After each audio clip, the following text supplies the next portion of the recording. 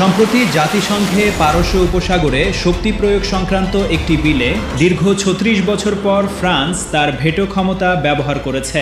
বিস্ময়কর বিষয় হল, ফ্রান্স এই অবস্থান নিয়েছে আমেরিকার বিপক্ষে এবং ইরানের পক্ষে।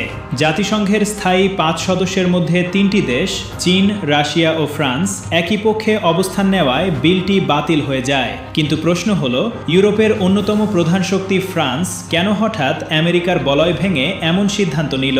এর পেছনে রয়েছে বেশ কিছু গভীর রাজনৈতিক ও অর্থনৈতিক কারণ।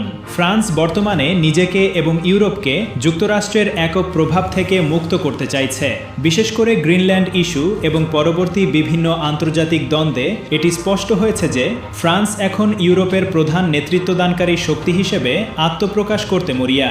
তারা চায় ইউরোপের সিদ্ধান্ত যেন ইউরোপই নেয়, ওয়াশিংটন নয়।